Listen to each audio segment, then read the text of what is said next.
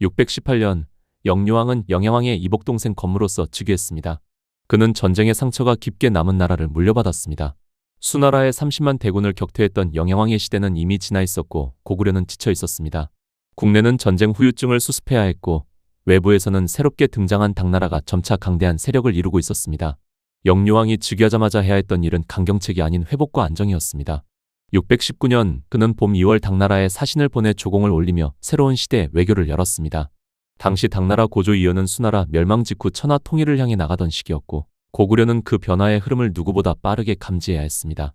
같은 해 여름 영유왕은 졸본으로 향해 시조 동명성왕의 사당에 제사를 지냄으로써 왕권의 정통성을 다시 다졌습니다. 전쟁의 그늘 아래 흔들릴 수 있는 민심을 다시 하나로 모으려는 움직임이었습니다. 621년, 622년에도 영유왕은 계속해서 당나라에 조공을 보내며 화친을 유지했습니다. 622년 당 고조는 영유왕에게 직접 조서를 보내 고구려와의 우호를 강조했습니다. 천하가 안정되었고 각국이 제자리를 지키고 있으니 우리 두 나라도 의에 어긋남이 없도록 하자. 조서는 단순한 인사 이상의 의미였습니다. 수나라의 전쟁으로 고구려에 남아있던 중국인들을 본국으로 돌려보내라는 요구였고 영유왕은 약 1만 명의 중국인을 돌려보냈습니다. 당 고조는 크게 기뻐했습니다. 영유왕의 외교적 판단은 명확했습니다. 전쟁을 피하고 국력을 회복하기 위해서였습니다. 623년 겨울에도 그는 조공을 올렸고 624년에는 당나라에 책력을 주도록 요청했습니다. 당은 형부상서 심수관을 보내 영유왕을 상주국 요동군공 고구려 국왕으로 책봉했습니다. 동시에 도사들을 보내 노자와 도법을 강의하도록 했고 영유왕과 백성들은 이를 들었습니다. 그만큼 영유왕은 문화 사상 교류도 적극적으로 받아들였습니다. 625년에는 불교와 노자의 교리를 가르쳐 달라고 요청했고 당 황제는 이를 허락했습니다. 그러나 이러한 외교 중심의 노선은 고구려 군사 귀족들의 성향과 맞지 않았습니다. 그들은 고구려의 위엄을 지키기 위한 강경책을 원했습니다. 이 갈등은 점점 깊어졌습니다. 626년에 신라와 백제가 당나라에 사신을 보내 고구려가 길을 막고 자주 침략한다고 고해 바쳤습니다. 당태종은 상기시랑 주자사를 보내 세 나라에 화친을 권했고 영유왕은 사죄하며 두 나라와 화친하겠다고 했습니다. 그러나 남쪽 국경에서는 신라의 김유신이 이미 세력을 넓히고 있었습니다. 629년 김유신이 낭비성을 공격해 빼앗자 고구려는 남쪽에서도 압박을 받기 시작했습니다. 631년 당나라의 장손사가 고구려에 와서 수나라 전사들의 해고를 묻고 과거 수나라가 남긴 경관을 허물었습니다.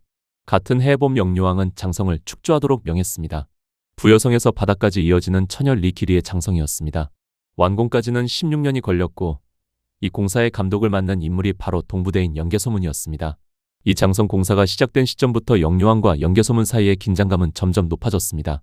연개소문은 강경파의 중심이었고 고구려의 군사력 대부분을 사실상 자신의 손에 두고 있었습니다. 반면 영유왕은 외교와 실리 중심의 정책을 추구하며 당나라와의 대립을 가능한 피하려 했습니다. 고구려의 미래 방향이 두 갈래로 갈라지고 있었습니다. 638년에는 고구려가 신라 칠중성을 공격했지만 패배했습니다. 남쪽에서는 신라, 북쪽에서는 당나라, 내부에서는 귀족 세력과의 갈등이 점차 고조되었습니다. 641년 당나라는 직방낭중 진대덕을 고구려로 보내 보답했습니다. 진대덕은 고구려를 방문하며 각 성읍마다 비단을 나누어주고 경치 좋은 곳을 보고 싶다고 말했습니다. 많은 관리들이 기꺼이 안내했고 그 결과 그는 고구려의 지리와 군사력을 상세히 파악하게 되었습니다. 이는 사실상 정찰 사신이었습니다. 고구려는 이것을 눈치채지 못했습니다.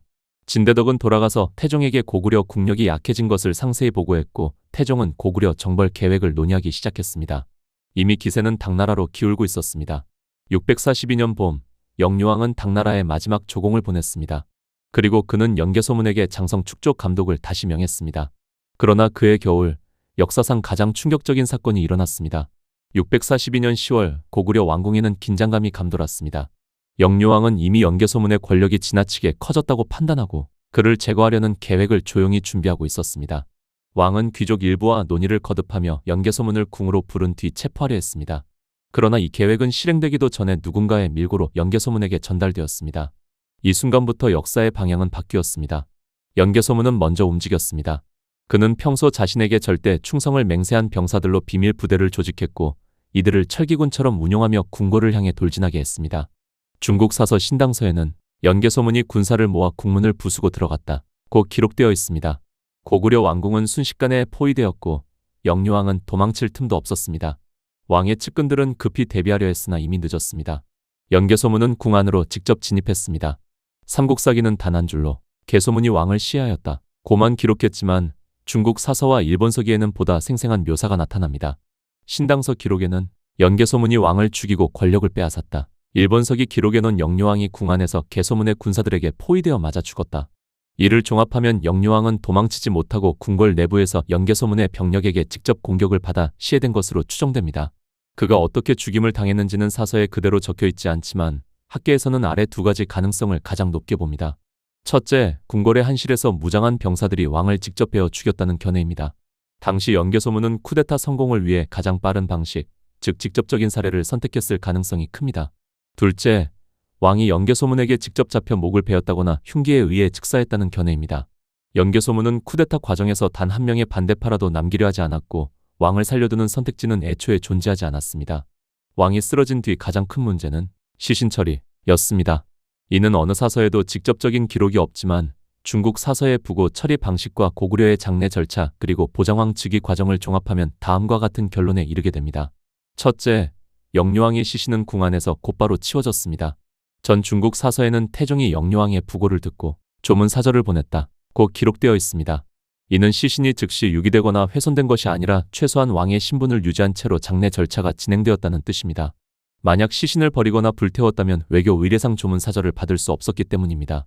둘째, 연개소문은 시신을 궁 밖으로 고의로 배출하지 않았습니다. 이는 반란의 정당성을 확보하기 위해서였습니다. 왕의 시신을 모욕하는 것은 다른 귀족들의 반감을 살 위험이 컸습니다. 따라서 그는 최소한의 국왕장례 예를 갖추게 했고 동시에 쿠데타의 정당성을 위해 새로운 왕 보장왕을 즉시 즉위시켰습니다. 셋째, 실제 무덤은 전해지지 않으며 영유왕의 능은 확정된 곳이 없습니다. 이는 시신이 조용하고 빠르게 처리되었음을 의미합니다. 고구려는 왕의 무덤을 크게 조성하는 전통이 있었지만 쿠데타로 죽은 왕에게 대규모 능을 조성하는 것은 정치적으로 위험했습니다.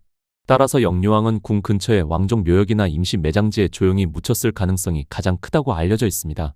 결론적으로 연개소문은 영유왕을 군대를 동원해 강제로 시해했고 시신은 외교적 문제를 피하기 위해 모욕 없이 처리하되 대규모 능은 만들지 않고 조용히 매장한 것으로 해석됩니다.